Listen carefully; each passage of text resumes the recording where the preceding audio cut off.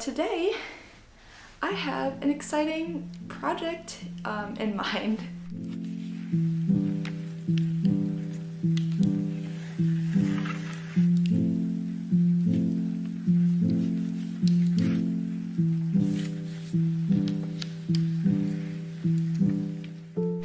Hello and welcome back to my channel.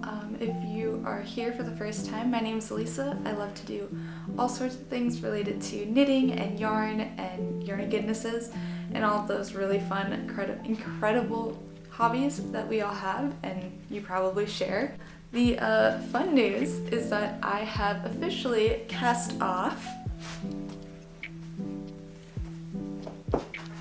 this gorgeous, gorgeous sweater that I have been working on and knitting on since like November, I think, is when I officially casted it on. And I literally, like 20 minutes ago, weaved in the final ends, and I am ready to block this beautiful, gorgeous sweater. So for those of you who might not know, this is the Ingrid sweater by PETITEKNIT, and I am just obsessed with it. I think it's so pretty. I mean, it literally hit the knitting community like crazy. I swear everybody's knitting this up, and everybody's mother too. But I was so excited when I finally got brave enough, I should say, to knit it, because I have only been knitting for a year, and this is considered, I believe, a 5 on her patterns, which a 5 is like the hardest level of difficulty. I believe you should be an advanced knitter is what it says. Like, not to discourage anybody from knitting. You are absolutely more than capable of knitting this. Like, do not be, you can do it. But I was so scared and timid at first. And then I realized getting through, like, there are videos out there for techniques that you aren't comfortable with. And trust me, you'll be able to get it done. At the end of the day, it's all knits and pearls, right? So that is where all my effort has been. And I wanted to share with you guys the blocking process, or at least what I am going to do for the blocking process. I will say I'm not using wool wash, first of all. I do have some coming, but it's not supposed to get here for another few days. And I really want to block this and wear it. So I am planning on washing it in the future with wool wash and trading it that way, as this is a 100% merino wool with a mohair, held with a mohair. And I might as well talk about the yarn. So I got HOBBII's, I ordered 2 different types of yarn from HOBBII for this project. I ordered their HOBBII Diablo, which is a mohair base. I believe it's like 40% mohair, something acrylic, and something polyester. I'll have it here on the video what the contents are, because I cannot remember for the life of me. But I ordered that, and this in this really pretty like lavender color. And I also ordered minimal gray was the colorway, and it is the Easy Care Merino Wool Classic, I think. Something like that. And I really should know the yarn that I used. But it's 100% merino wool, and it's super fun because it's the first natural fiber sweater garment that I have made, like, at all, actually, anything. I've never used 100% natural fibers in a project yet, so that was exciting, and I was super excited and ambitious to try this. And like I said, I just cast off, and I can't stop looking at it, and I am ready to finish her off, guys, which is why I'm sharing this. So for me, the blocking process is kind of like that goodbye to working on a project, in a sense. It's the final touch. Once you're done blocking, like, you're good to go. Obviously, you might have some things that you realize you need to go back and fix, but for the most part, you're being like, okay, I'm ready to be done with this and just wear it and love it and take care of it the way it's meant to be taken care of. And it's no longer a whip. Like, it's a finished object, guys. So I don't know if you can see how excited I am about this. I'm literally like overjoyed. And I wanted to do a comparison of like what a finished garment after blocking looks like versus the unblocked garment, especially because this sweater specifically is going to be blocked pretty aggressively in my opinion. The sleeves come ever so slightly, like just where before I want them to be, like this. You can't really tell. I'll put it on in a second. But they're ever so slightly too short. And then same with the body. It's a little bit short on the top part up here. But I did get pretty close to gauge. So obviously this will stretch and like blocking will make it really come alive here in a bit. But it is important to know the difference between blocked and unblocked garments because of how much it will change. So, not that like this is going to be a whole lesson on blocking, but I just kind of thought I'd share that. Yeah, so let me just go ahead and get this on for y'all. Okay, so this is how it looks on, and as you can see, just a little bit too short right now on the sleeves, and I did knit these longer than the pattern said to, just because I wanted longer sleeves in general. As you can tell, like already it can stretch pretty far, but I am definitely gonna have to really block it out a little bit. And then again, the sweater pretty much comes right to where the top of my leggings are, and these are pretty high-waisted. I'd say they're not like crazy, but they are pretty high. So like it's right now kind of a cropped sweater. Yeah, it's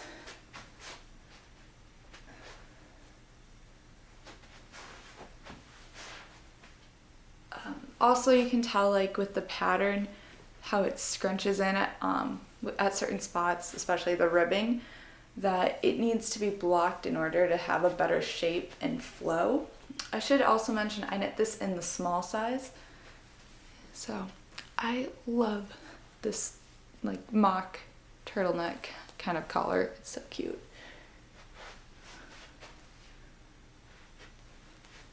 But yeah, that is so far how it looks before I have blocked it. Okay, so let's head over to my bathroom.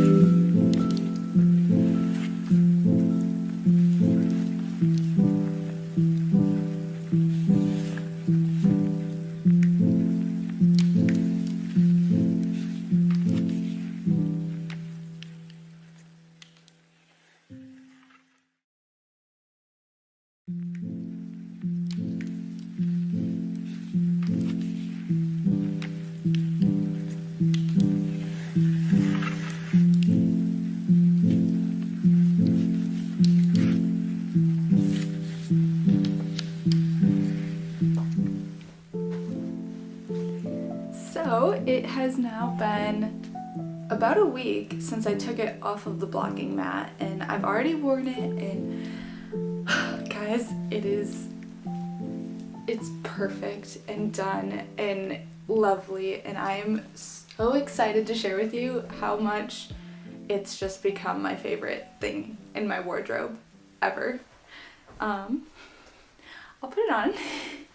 I actually got this turtleneck to wear with it specifically, and probably all of my other handmade knits, because it still is a bit scratchy or itchy, I guess. And I think it's just the mohair in general that I used. It's not the like most expensive, amazing quality, but you know, I don't care. I love this as it is, and she is just, oh, she's beautiful. So here is how she looks, and as you can see already, she has gotten much more wearable and larger, and you can see how nicely the stitches have relaxed. So here it's not bunching nearly as much. It has a really nice overall fit, super like warm and cozy, and like I could just snuggle up in this sweater any time of the day, every day, all day. I love her. So yeah, you can tell that it gained a little bit of length here, and I did heavily, like aggressively block this, so there was no needle or sewing pin wasted. You can typically get like blocking combs, and some people use T-pins. They have specific pins for blocking that you can buy. I didn't have any of that. I didn't feel like going to the store, and when I blocked my hat previously, I just ended up using my sewing pins, and they didn't have any residual like rust left on them. So I figured I might as well use those again for the Ingrid sweater, which could have ended up turning out way worse, because I think I only needed to leave my hat blocking for like maybe 2 days, 3 days. This I left blocking from like Wednesday afternoon to, I want to say Sunday morning is when I took it off. So like 4 days or so. Gosh, I love her. This makes me so happy, guys. The sleeves, you can obviously tell, grew quite a bit, and that's really, really nice, because before I had blocked it, they were like, I want to say they were like way up here. So no, they gained some length, which is very, very nice. And I love the way that it all came out and relaxed nicely. Like, this neck is so, so nice. It's just, I can't stop saying how much I love this sweater, guys. Yeah, so you can see here the short rows, the shaping that I used to make this. And like, I don't think they're that obvious, which is like good. And because they were my first time ever doing short rows, I was really nervous that they'd be super noticeable and like possibly make mistakes and stuff like that. But I think I did a really good job, because I was very diligent to make sure I didn't do anything wrong, and if I needed to frog, I would have frogged, but thankfully I didn't need to. I really like the length that it comes to.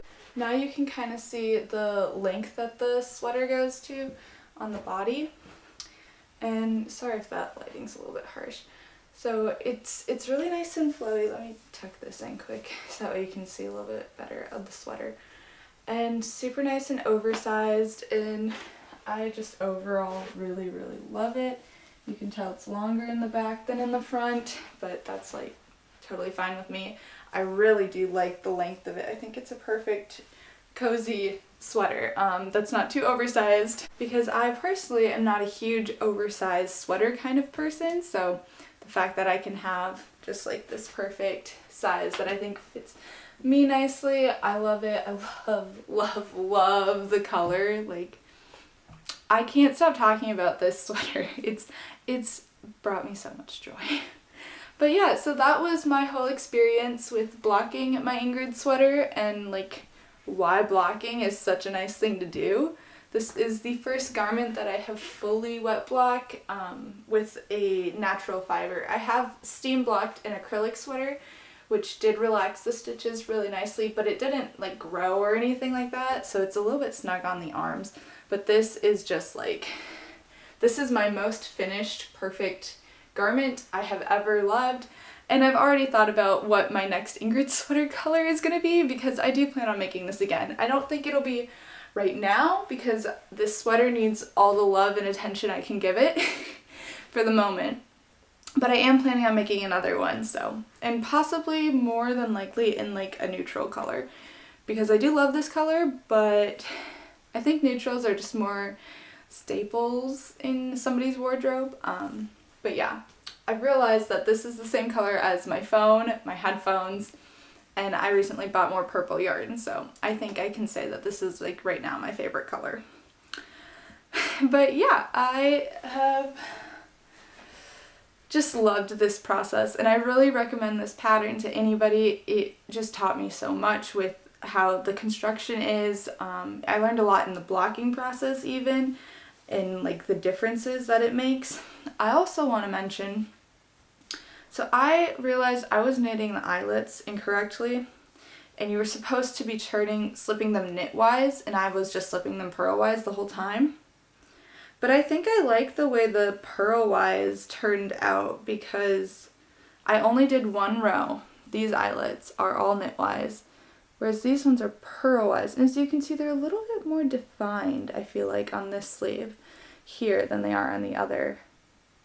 Maybe that's just me, but I think I like it this way much, much more. I hope this encourages you to maybe try out this pattern and be a little bit more ambitious in what you decide to knit next. And I mean, not that you have to be ambitious or anything, but like I was so scared to try this pattern, so I'm glad that I did because I love it. And yeah, feel free to like leave me any comments or questions that you have about blocking. There's always better ways to do it. There's always different techniques that you can use, and I'm in the mood to learn and share and just absorb all the knitting knowledge that I can. So please do leave me a comment down below. You probably are wondering how much it actually grew, which I was curious too.